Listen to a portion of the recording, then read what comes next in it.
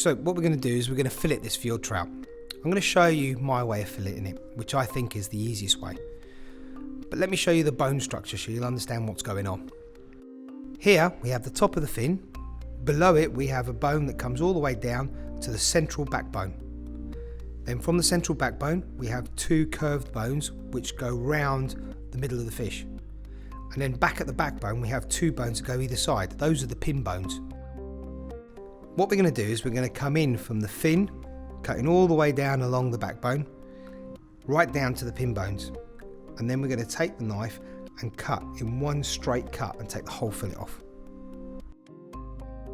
We cut behind the gill first, just behind the gill at a slight angle down to the bone. The knife will not go any further because you've got the bone there.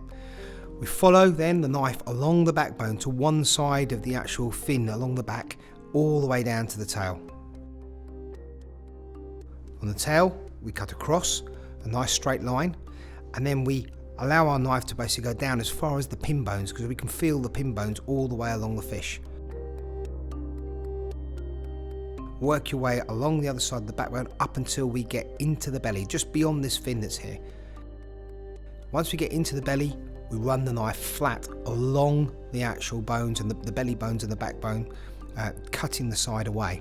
I prefer it to do it this way because I think it's easier to get the belly off later on than mess about trying to go round the rib bones. Take the fillet off. Do the same on the other side. This time, as you lay the fillet down, cut the head off because the head sits slightly higher and gives the fish a slight angle up towards the ceiling.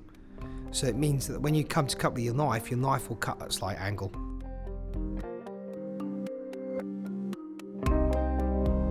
This leaves us this bit in the middle. This is called the frame.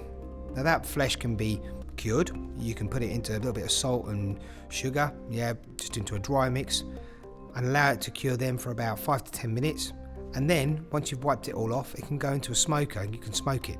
You can pull all that flesh off to be used for pâtés or for mousses. Next, we lay the fillet down and we run our knife just along the actual belly bones. So these are the rib bones, just curving the knife carefully, not trying to leave too much meat on the actual bones themselves, getting down towards the edge of the belly here, and then a straight cut across the edge of the belly. Second lot of bones that we need to take out are the pin bones, and the pin bones run along the middle of the actual fish. Using a good pair of tweezers, take hold of the pin bones, holding onto the heads, and pull them towards the head of the fish. They must go towards the head of the fish because if you pull them the other way, you will end up tearing the flesh. Next, we trim the belly away. Coming along the top of the fillet, just trim the belly away, get a nice straight line. Now the fillet's ready to cut into portions. So what we do is we trim at the head end just to square off the fillet, and then we cut our individual portion size. And then you've got two small strips of belly meat which can be cut very thinly for sashimi. With this next fillet, we can cut it into a tian fillet. A tian fillet is the top end of the fillet. So what we're going to do is take our knife, cut along the fillet, but using a circular motion to curve the fillet as we cut it. This is great because the piece of fish we get out of this is the same thickness all the way through, which means that it cooks evenly, especially being a smaller portion.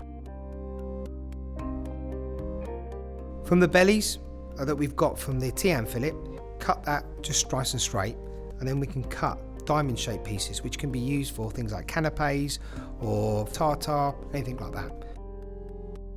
We've used the whole thing, not left anything to waste.